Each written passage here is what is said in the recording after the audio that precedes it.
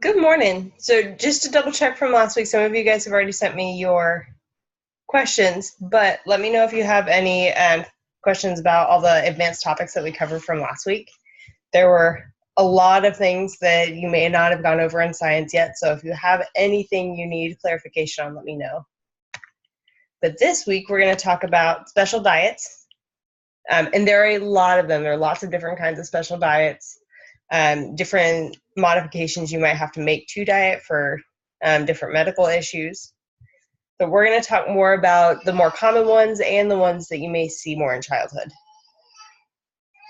So who might need a special diet? Seth had a good one earlier when we were recording. Somebody with diabetes. Yeah, somebody with diabetes. So certain medical conditions need special diets. Different cultural aspects use different special diets. Picky eaters and picky parents definitely use special diets, and that's one that you think about that wouldn't normally be considered as part of a medical diet, but still can be used. Now, for cultural influences in diet, think about the things that you eat, the things that you eat on a regular basis. Are there any cultural influences on your diet? Mm, Nothing? not Think that about I what you know of. eat every day. Like, so you live in Texas, right? So a lot of the foods that you get are going to be native to Texas. Do you eat Mexican food? Yeah, that's native to Texas, or more native to Texas, native to Mexico. So, and that's not necessarily something that somebody in Maine would eat on a regular basis. So there are lots of different cultural influences in diet. Religion is one of them. If you're Hindu or Buddhist, you normally won't eat any beef or pork. A lot of them, even though it's not specifically in their religious texts, will go full vegetarian, and they'll be extremely strict about it. For the Islamic culture and Judaism, they don't have any pork, and all other meats have to be halal or kosher. So they have to follow very specific guidelines to be able to eat them. For Christianity, there really aren't any strict restrictions. Sometimes they'll restrict shellfish, not always. Nadia, did you find us? Yeah, sorry. No, you're fine. I don't know why it wasn't. We were on and you were on, and for some reason it decided not to do that. Now, we're just talking about cultural influences in diet religion. So for Jain religions, they actually can't have any vegetables grown beneath the soil. So give me some vegetables that might be grown beneath the soil. Carrots? Yeah, carrots, potatoes, turnips. They can't eat any of those. So religion has a big impact on the things that you eat. Mm-hmm. Now, eating patterns like in Eastern cultures, they tend to have larger and less frequent meals, and they'll have them together. So they'll have them at set times so they can all meet together. With us, we'll normally have smaller, less regular, and more frequent meals. So our lunch isn't always necessarily at noon, and we're not necessarily all together. We eat when we get a chance. We tend to work. Our work schedule is a little more chaotic than in most Eastern cultures. And then socioeconomic status. What's socioeconomic status? I don't know. Oh, I got you guys. It's some more of where, so we have kind of upper class, middle class, lower class type of thing in some cultures. That's kind of socioeconomic status. So it's where you are in relation to the people around you.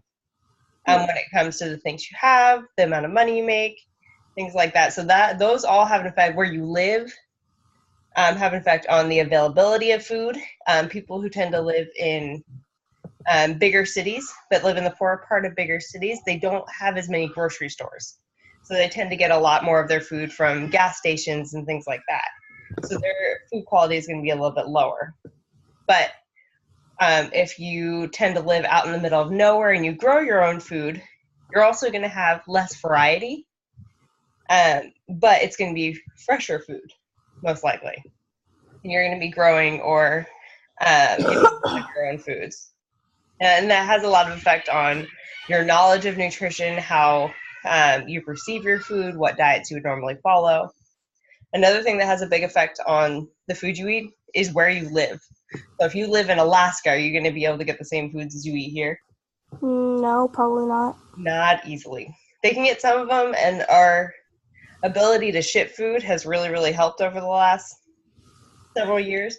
But there's still a lot of foods that they won't be able to get certain times a year that we have availability to all year. And ethnicity is another influence on diet. Oh yeah. So there are certain foods that certain ethnicities will eat a lot more of or a lot less of than others. Can you guys give me an example? My family, we eat a lot of meat. Yeah. We're Mexican. A lot for Mexican cultures, you normally have a lot of meat and a lot of maybe tortillas and rice. Oh yeah. Yeah. And vegetables are normally going to be grilled. Mhm. Yeah. Now, there are certain medications that might also need a special diet. I gave you the list of them, but we're going to go through them individually. So just starting with ADHD. What is ADHD? I don't know, but I know some that Yes, have. attention deficit hyperactivity disorder. So that's going to be where somebody's having a lot of trouble with paying attention. And it's not just kind of a sporadic thing. Everybody has trouble paying attention sometimes. They either have trouble paying attention all of the time, or they are hyper focused on the things that they really want to pay attention to. You'll see this more in boys, and normally it will be grown out of. But to help, they typically have low sugar diets, low FODMAPs, and we'll talk about FODMAPs in a little bit, or elimination diets. And elimination diets are used a lot for allergies. There's some thought that ADHD could be caused by some allergies or some food sensitivities, which is also why that you really look for dyes and artificial preservatives, because it can be a trigger. Now, going straight into allergies. Give me some common allergies. It's already up on there for you, but any allergies you don't see on there?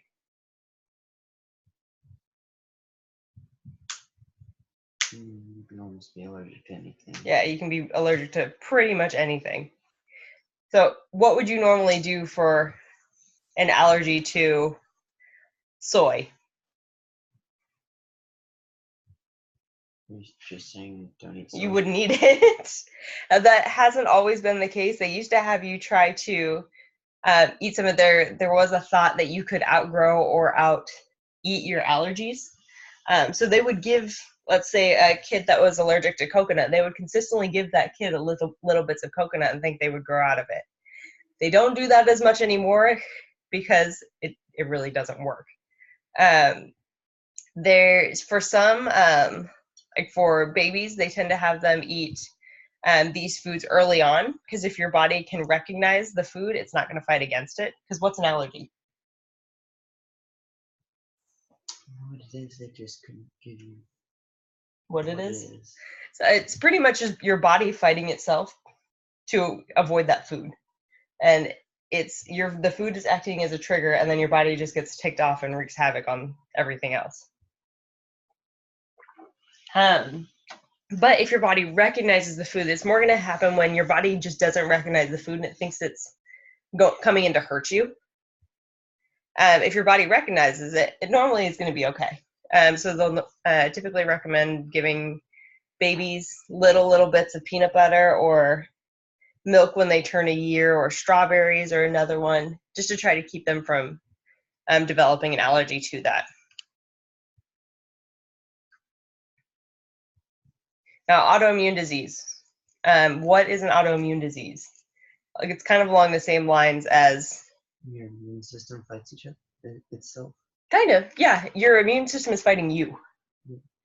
So, for celiac disease is an autoimmune disease where if you have gluten, which is a protein in wheat, it's what makes wheat have that sticky texture.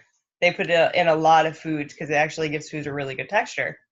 But if you have it with celiac disease, there's little pieces in your intestines that help you absorb nutrients, it actually kills those off.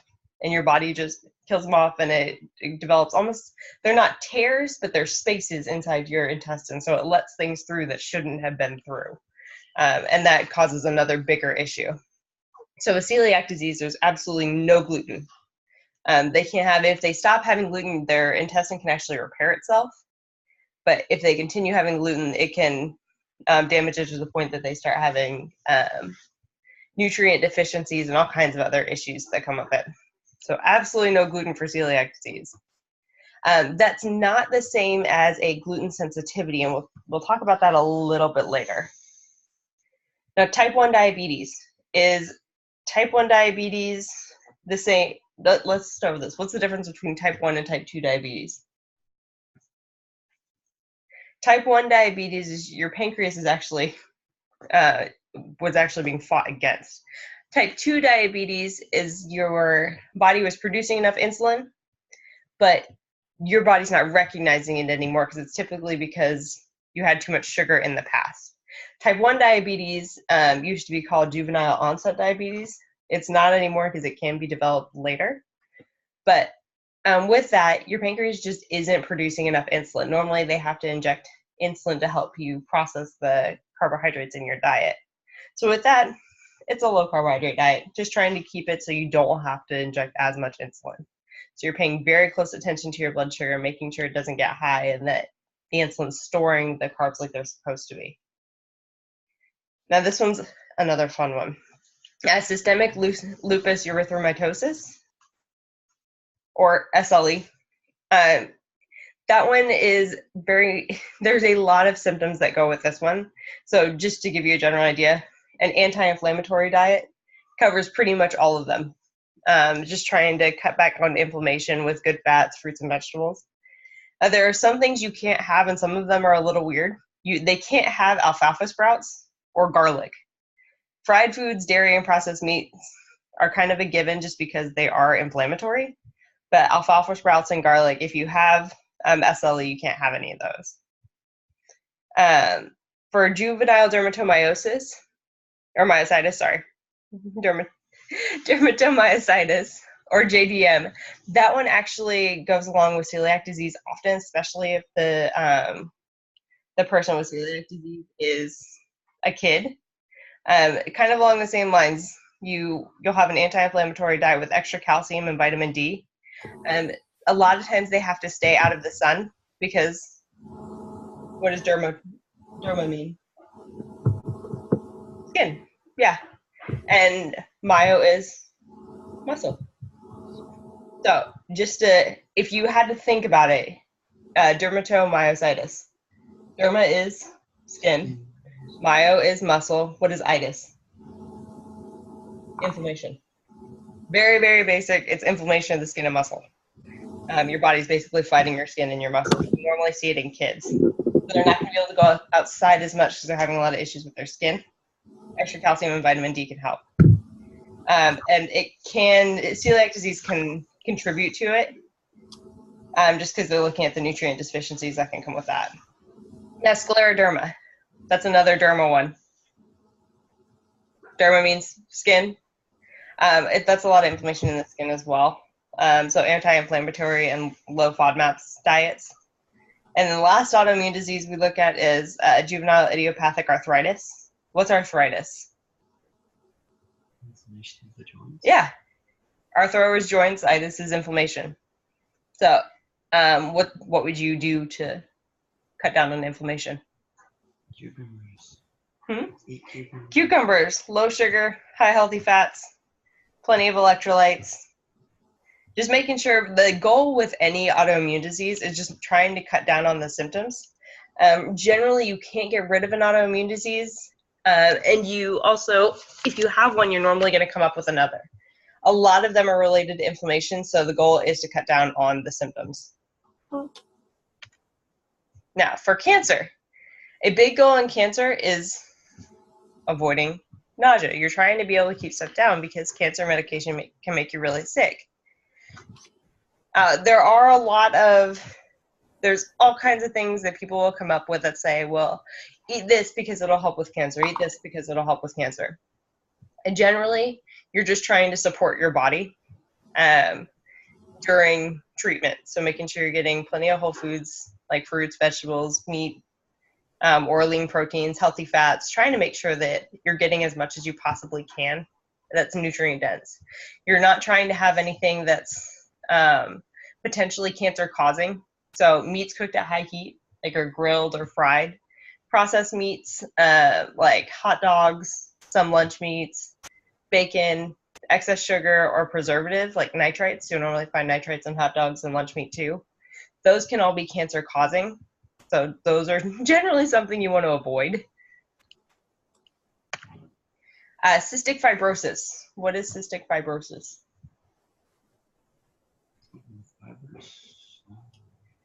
Not quite. So your body produces a whole bunch of mucus and just a whole bunch of extra yuck. Now, with that, it's covering up a lot of remember how with celiac disease, we talked about those little finger-like protrusions that help absorb all the nutrients. Those are important. So we do need a lot of nutrients because the mucus is kind of covering those up. And it does in our lungs as well. So it can cause a lot of infections. We can hold on to a lot of infections in that mucus. So getting plenty of high fat, high calorie, high nutrient in general, diets really, really helps. You're not trying to have a gross junk food diet that's high fat and high calorie, but you need the vitamins and minerals to be able to fight off all the infections that your body likes to hold on to with cystic fibrosis. Now, epilepsy. What is epilepsy? A lot of times epilepsy will be seen in kids, but it's when you have seizures on a regular basis. There's a lot of research with ketogenic or very, very low carbohydrate diets helping kids to avoid seizures. So when they do treatment for epilepsy, they'll normally have you on a ketogenic diet because it'll cut seizures down to almost nothing in a lot of epileptics. Now, stomach discomfort. What would you normally eat if you're sick? Ginger. Yeah, ginger. For trying to keep your electrolytes up. Some people try the brat diet, the bananas, rice. Oh, that's what my mom makes me do. And toast. That one's best for nausea, diarrhea, and vomiting. If you are sick and you have not been able to go to the bathroom, that will make it a lot worse. So that's just trying to keep stuff in. And it's trying to get, the goal is to try to get as much good food as you possibly can. Trying to get the vitamins and the minerals just to keep you healthy and try to fight off whatever whatever made you sick. Any high fat or high sugar diets or high sugar foods or dairy products are not good. I just want to reiterate, no dairy products. Mostly it's because they're stomach irritating, partly because they increase mucus and that's not fun coming out. So the goal with stomach discomfort is just to get as many nutrients as you can possibly fit in there, as many of the vitamins and minerals that'll help you fight off that gross. Now, this is your homework, and I will go ahead and put this up on the website too. But for overweight and obesity, what special diets would you recommend for a friend who's struggling with their weight and that has put them at risk for type 2 diabetes? We'll talk about type 2 diabetes in a minute. But that's going to be your homework for this week. So that's when you're going to send in. PKU. Have you ever seen on the back of a diet soda, there's a big long name that gets cut down to PKU? That anything with aspartame on it, it'll say people suffering from PKU do not eat that or drink this. I was looking for an example of it. If you go ahead and grab whatever you're holding, pick up your phone, and search real quick for a diet soda label or diet soda nutrition label, because it will be on the back of there. So if you Google it and look at pictures, it's actually one of the first ones.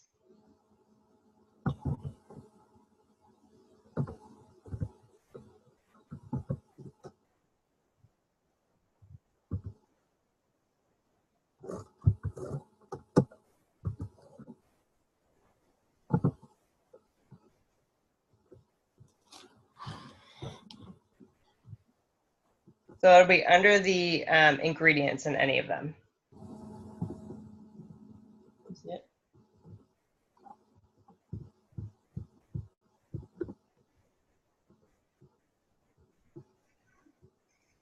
Anybody want to pronounce that? No.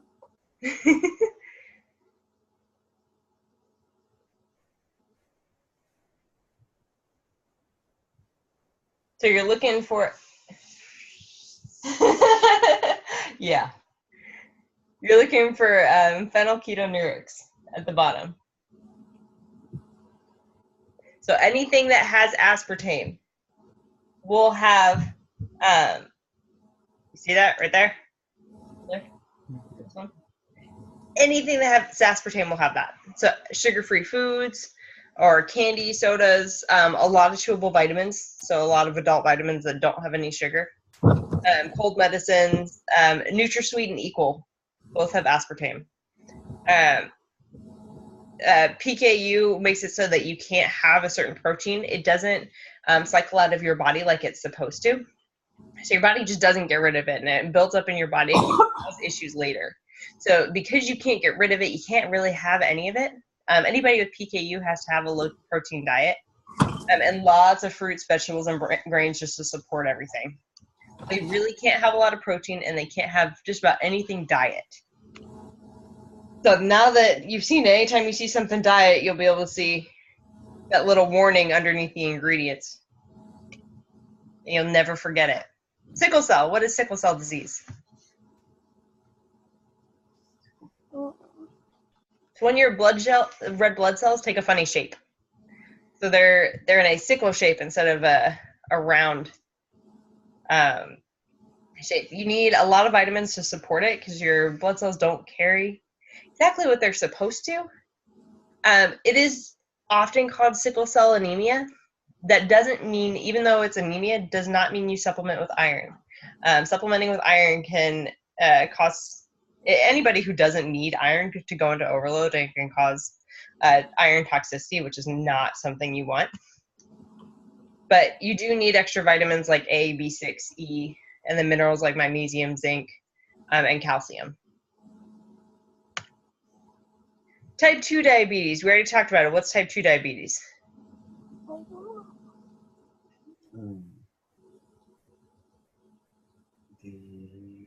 it called?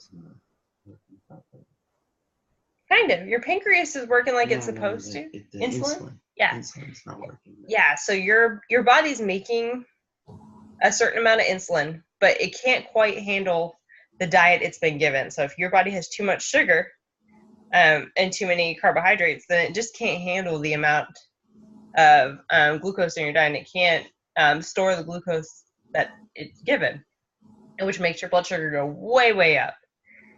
It is lifestyle dependent, so can it be fixed? Yeah. With a low sugar and simple carbohydrate diet. And it can also be managed fairly easily with diet and exercise. So that's one to pay attention to on a regular basis. If you have type 2 diabetes, taking your blood sugar, making sure that you're getting, that you're not getting too much sugar is very, very important. Now, another one for your homework, for underweight or failure to thrive.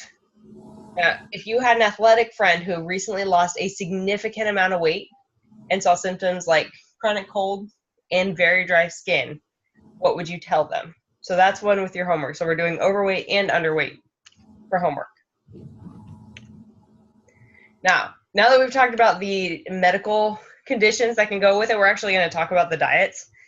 So if you've been looking at me like I'm crazy because you have no idea what I'm talking about for what these diets are, we're actually going to go into them. Now for elimination diet. Elimination diets are very, very strict. They're normally used for allergies or to try to find some sort of intolerance. So for the first 2-3 weeks, you can't have dairy, beef, chocolate, caffeine, corn, egg, gluten, peanuts, pork, processed meats, shellfish, soy, and sugar. All of that is out. You have to just have vegetables, seeds, nuts, not including peanuts, legumes, not including soy, and whole grains, good fats. You can have dairy alternatives as long as they're not soy. fish, and game meats. What are game meats? Like Deer. Deer. Most of the time, we're gonna find them as deer, elk. Just not beef, because a lot of people have a reaction to beef, and they can have issues with that. So, all of that. Does that sound like a fun diet? No. It's not. It's not a fun diet. You follow it for 3 weeks really strictly, and then any potential problem foods are reintroduced. Normally, they'll reintroduce the ones that you're really missing first, and then you bring them back in, take them out again, try to figure out which one's causing the issue, because you're going to use it to try to find an allergy or some kind of intolerance. Now, for gluten-free, what would we normally use? What condition would we use a gluten-free diet for? Mostly. Or autoimmune disease. We just talked about it. Or that. Celiac disease. So celiacs can have absolutely no gluten.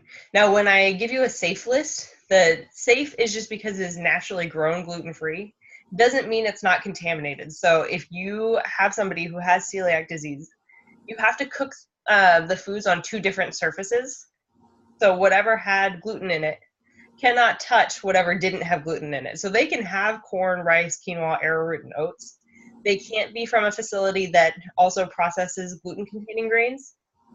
And they cannot touch surfaces that touch gluten-containing grains. So if oats are a hard one, because a lot of oats are processed in places that also produce cereal. So if they're in an area that also produces wheat cereal, then they can't really be gluten-free. Normally, gluten is only in wheat, rye, and barley.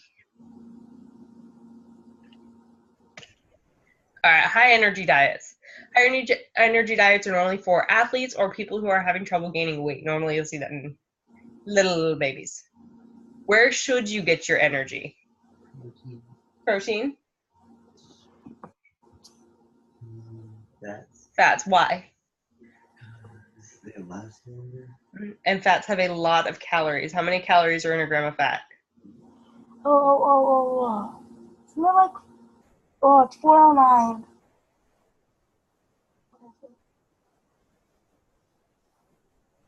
Remember? I'm trying to think. Seth was close with 8. 9. It's 9. Yep, there are 4 in protein and carbs, 9 in fat. Now, where should you not get the energy from in a high energy diet? It depends on the carbohydrate. Or Not just like bread. Or just junk. So have you ever gone to a sports game and they're handing out candy beforehand? You'll see all these kids coming in with candy. Oh, yeah. But yeah, that's not it. They do tend to need to be on a high energy diet, because a high energy diet is just more energy than the normal person would need, which is an athlete. Yeah. They absolutely need more, but not from candy. Now, ketogenic diets are very, very low carbohydrate diets. So those are used for, do you guys remember? What medical condition? Epilepsy. Trying to avoid seizures. So they have high fat, very high fat, like 40 to 70% of their diet is fat. They have very low carb, but carbs only come from non-starchy vegetables, so only about 20 to 30% of the diet, and moderate protein, so about 20 to 50% comes from protein. And it can be any combination in there, as long as they're not getting too many carbohydrates. So all ketogenic diet is you're training your body to use fat for energy in the form of ketones instead of trying to rely exclusively on glucose. And that can help a lot because you're putting your body at a deficit.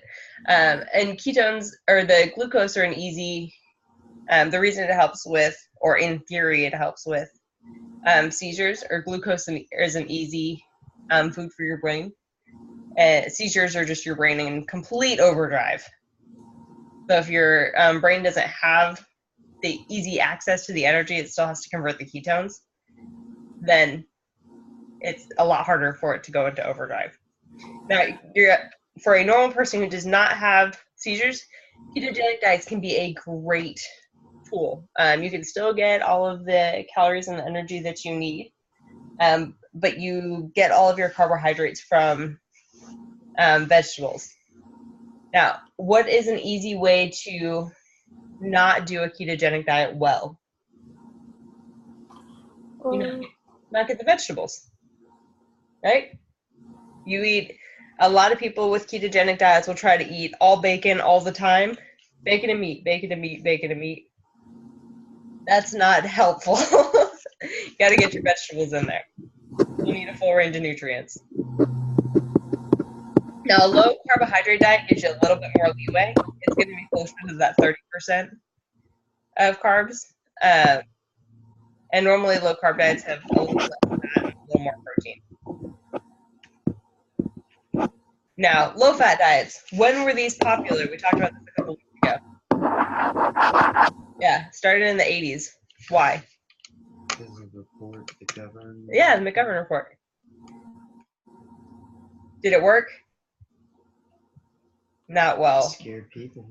It did. What can happen if you have a low fat diet all the time?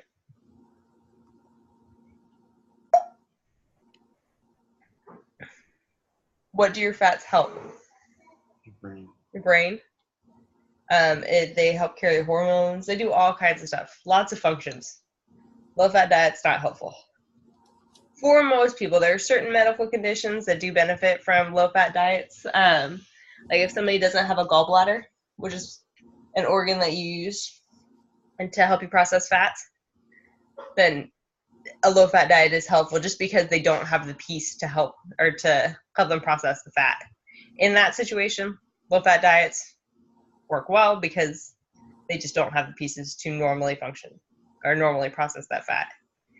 In most people, low fat diets are not super helpful.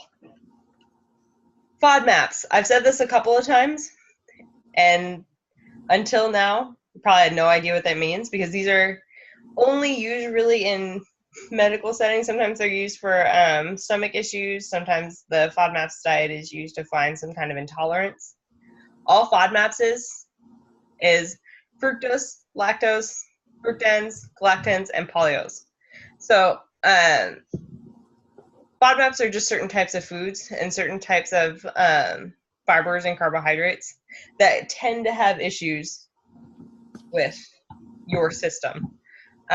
So some people are more sensitive to fructose, then they would avoid that as part of their low FODMAPs diet. You don't have to avoid all of these, but you're trying to avoid the one that can cause issues. So if you are lactose intolerant, you're not going to have the milk, chocolate, ice cream, cream cheese, sour cream.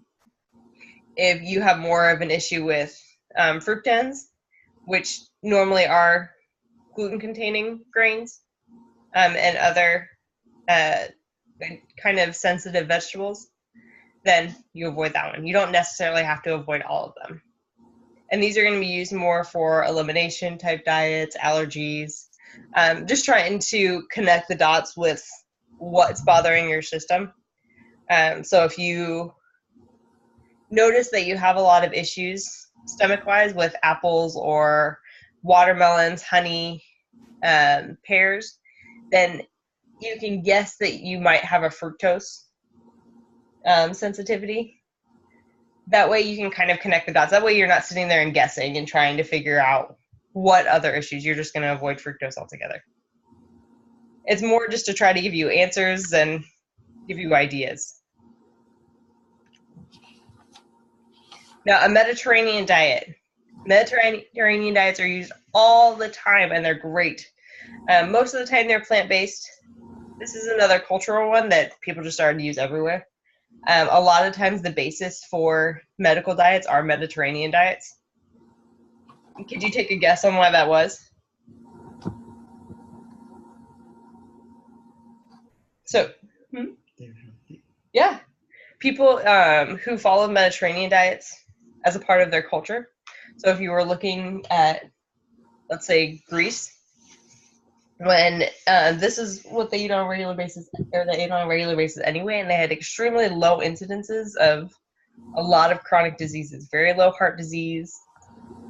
They tend to age very, very well. They don't have a lot of age-related negative conditions. So we follow this a lot for a lot of medical diets, and especially a lot of the ones that we use for heart disease. The Mediterranean diets are mostly plant-based. They use a lot of colorful fruits and vegetables, especially olives, and they'll use things that they tend to grow there, which is really nice. They have a lot of lean meats, like veal or fish, like legumes, healthy fats, again, like olive oil. And they focus on mindful eating. I think that's a big part of the Mediterranean diet that gets skipped sometimes. With the Mediterranean diet, they do tend to eat with their family. They take longer to eat. They're eating more. They don't have the bigger portions. They'll give themselves a small portion. If they need more, they get up and go get it. So the mindful eating is another very important part of it. And so it's not just the food that they eat, it's how they're eating it too. Now, paleo. Paleo has gotten very, very popular over the last couple of years. It's actually been around since the 70s and 80s. But it just got more popular because another book came out about it a couple of years ago. The general idea of paleo is to eat what our ancestors ate. Now, if you're going very, very strict paleo, that means you eat only local foods, which can get a little bit interesting for people in some places because most won't do that. So what they will eat is grass-fed meats, wild-caught fish and seafood, not farmed, lots of fruits and vegetables, eggs, nuts and seeds, and you can only have certain kinds of oils. They can't have any cereal grains, no dairy, no potatoes, no refined vegetable oils like canola or grapeseed oil, no legumes, no refined sugar, no processed food salts or artificial sweeteners. So this is actually a fairly strict one.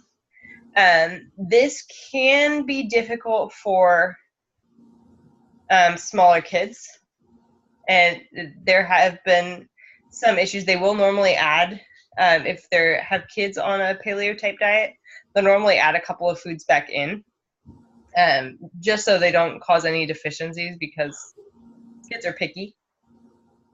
So there are certain foods on this list that if they won't eat any of them, that they can cause some deficiencies, and that has happened. So they'll normally add some of the no foods back in. Now for tube feeding is for extreme cases when a medical condition keeps a person from eating or processing food unassisted. So when is a situation that might happen?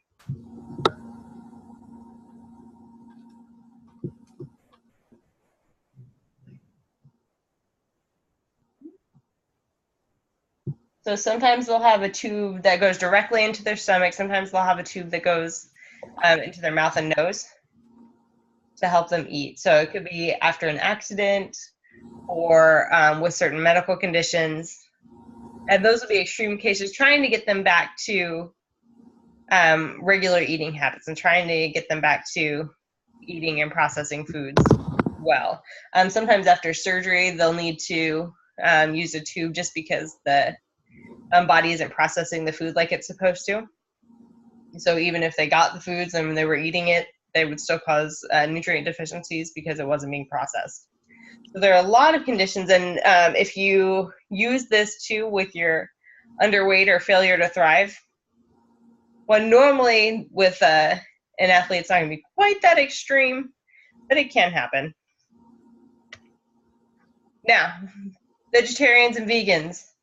A vegetarian can have some animal products, so sometimes they'll have dairy, sometimes they'll have fish or eggs. Vegans have absolutely no animal products. So the only thing we really watch out for is to make sure they get plenty of zinc, calcium, vitamin B12, and vitamin D. Why? Just because those are the nutrients that you'll normally get from animal food. You'll get calcium and vitamin D is supplemented into milk. B12 is from meats, and zinc as well. So just wants to make sure that they're getting plenty of. Is protein normally an issue? Sometimes, but as long as you're getting a variety of food, you get enough protein. Yeah. Now, is vegetarian and veganism always healthy?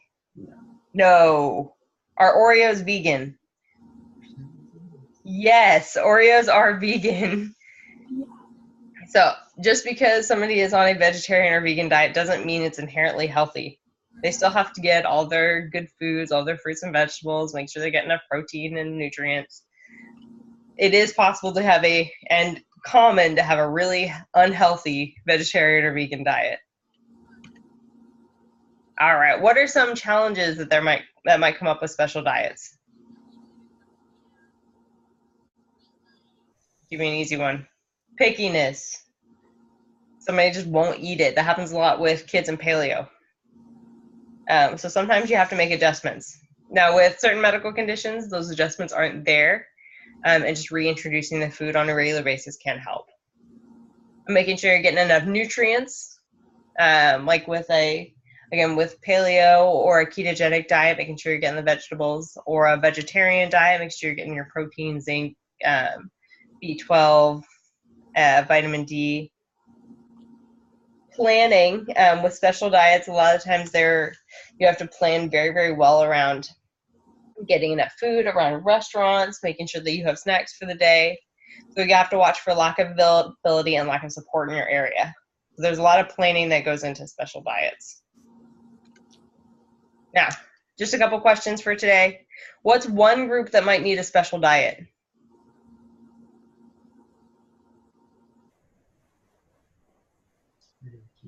Yep, some with cancer might need a special diet. Nadia, what about you? What's one group that might need a special diet? I was thinking the cancer one, but I'm trying to think of another one. Oh, he stole it. Oh, Nadia, I'll let you answer the next one. What needs to be avoided with celiac disease? There's one protein. what was it? What? It's normally in grains, so in wheat, rye, and barley. Gluten? Yeah. Seth, I'll let you answer this one. What diet works well to control epileptic seizures?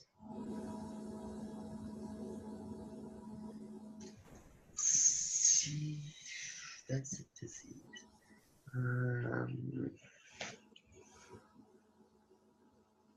Starts with a K. It's not photosynthesis or key lime pie. Ketosis. And what are FODMAPs? Oh, So those are those fibers, or we didn't go into it too much because they're only used sometimes. So the fibers and the carbohydrates. Fructose. Yeah. The lactose, polyols.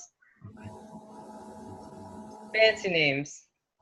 Just extra stuff that groups certain foods so that you can try to figure out what kind of allergies that you might be looking at. Now, for your homework, I already told you what it was.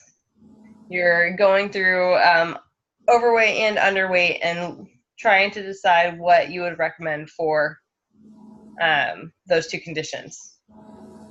Do you guys have any questions? No? Well, then you guys are all set.